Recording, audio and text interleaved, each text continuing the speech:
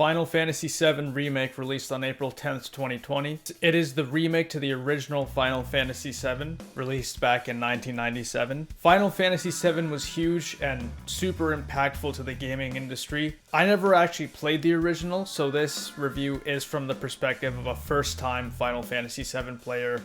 And not only that, but also this was my first Final Fantasy game ever, so I'm basically coming into this completely fresh. There are a lot of opinions online, so I thought I would add one more. I'll say it right here, I think this game is amazing. I think the story and characters are really what sells this game, but everything around it is fantastic as well. Final Fantasy VII Remake takes place in the Midgar section of the original game, so it's not a remake of the entire original game. Instead, this remake is going to have at least 2 parts to it, releasing as full games. It took me 34 hours to beat this game, and I tried to do as much side content as possible. The game's visuals are fantastic as well, although there is that infamous texture streaming or loading issue. I only grew more fond of the combat system the more I played. It's a variation of real-time combat that borrows elements from turn-based combat, and it's really engaging. This has also quickly become one of my favorite video game soundtracks of all time. Let's dive deeper. Okay, let's start with visuals. For the most part, this game looks really good.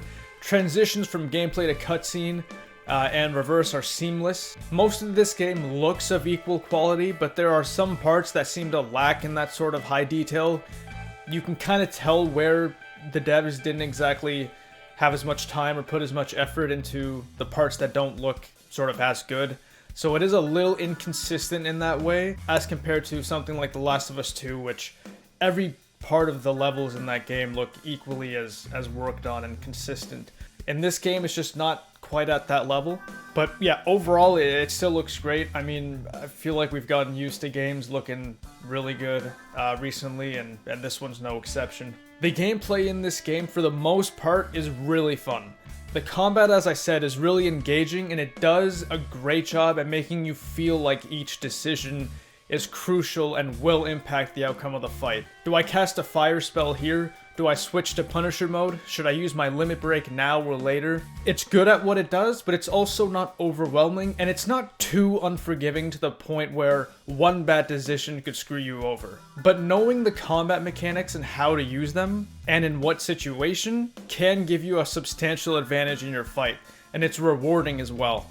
While most enemies can be taken down with strategy and planning, as well as knowledge of your party member skills, some enemies do end up feeling a little bit unfair or just boring to fight, as the only real way to kill them is, mashing square.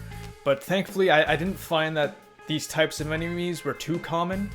So the combat, again, for the most part, is really good. It's just those enemies at times that feel like could have just been designed a little bit better. I don't want to just keep, smashing square all the time. But again, I think it's a nice sort of refresher from a lot of stuff that we've been getting recently.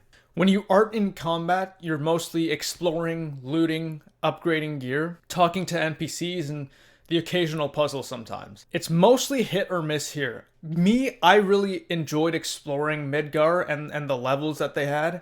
I think it's a really cool city design, and the world building here is pretty well done, although it could have been a little bit better. At times, missions feel like they are dragging on a little bit too long, especially some of the side ones.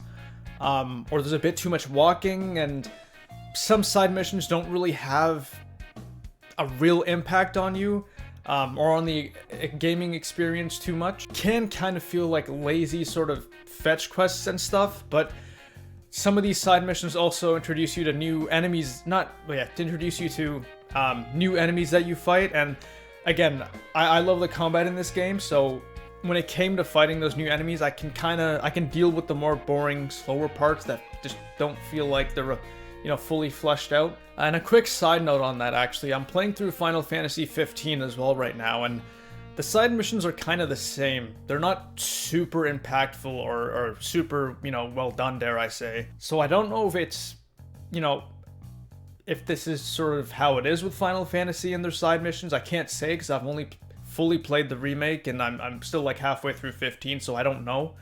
But if you enjoy the combat as much as I did, it won't be too much of an issue here. Another huge pro for this game is the game's story and characters. Keep in mind, I haven't played the original, so my introduction to the world and characters for the first time was a treat to experience. Even characters that I didn't like ended up growing on me, and by the end of the game, I love them. Because this game has likable and relatable characters and knows how to develop them, unlike a certain other game that I've reviewed recently. But seriously, it does a great job at making you feel connected to characters that are in the story. So the story is a little bit hard to follow as the game assumes you've played the original game. So I do recommend watching a video that recaps the original game, or at least a video telling you what you need to know before playing the remake here. But the story itself is an exciting adventure. There's mystery to it, and I always felt myself wanting to progress, wanting to know more about the mystery behind some of these characters and the Shinra Corporation and all that. And Midgar is a beautiful city. Now sure, the slums and the Undercity aren't exactly pretty, but it's still a joy to explore, like I said before. The world does feel lived in, and your interactions with NPCs will only add to that. This game builds its world very well. My only real complaint here is that we should have seen more of the upper city. I don't know how it was in the original, but I know for me, I would have loved to see more of the upper city, because you're in the lower city for a lot, and the upper city I think is just as interesting and cool as the lower part, so I just would have liked to see that. To me, that really would have been the full package of really building this world and making it feel as lived in and lively as, it should be or is. A lot of these characters are likable even if they're villains. Every character has their own charm to them, and you can, for the most part, understand their motivations. Even if they aren't completely original, it's still nice and it fits well in here. And there are some really interesting and enjoyable character interactions that only helps the game and the world feel more believable. Even if these interactions are just small things, to me I find that those really do make an impact on making the characters feel more, three-dimensional, and like they have these different sides to them and they're actually real people. At the end of the day, you care about what's happening to the characters and you are rooting for them. Already great gameplay, a good story, and likable characters, and a good world. That's already a formula for a great game.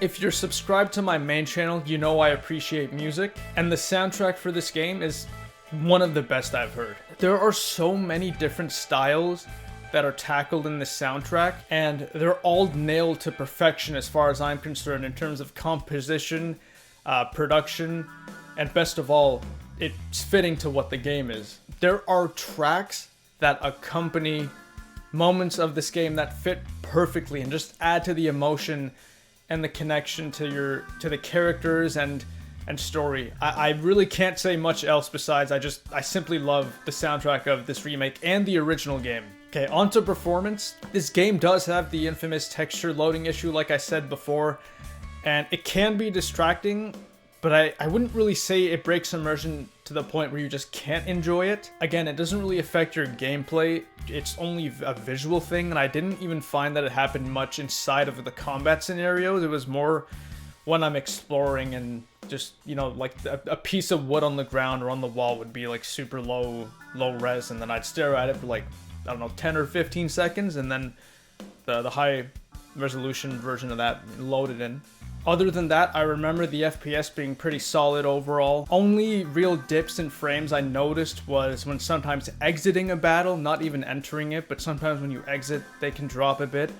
But for the most part, this game doesn't have insane, frame rate drop that we've seen from games. As my first Final Fantasy game, I absolutely loved it. Knowing even only the story and the characters in the Midgar section for the remake, I can already understand why the original did so well and was loved by a large portion of the gaming community. At a total playtime of 34 hours, with room for a second playthrough on a harder difficulty, a great story, characters that stick with you, great gameplay, and one of the best soundtracks I've ever heard, this game is easily worth full price in my eyes. I'm gonna give this game a 90%. So many parts of this game are super well done, and they come together to form one coherent, understandable, lovable, enjoyable experience. What could have pushed this game to a 95 or even 100% for me was if we got to explore more of the city, especially the upper layer, like I said. The game even sets it up like we're supposed to do that at one point, but it doesn't end up doing it.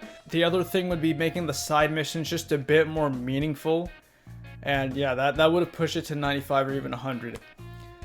So that's my review of Final Fantasy VII Remake. Thanks for watching.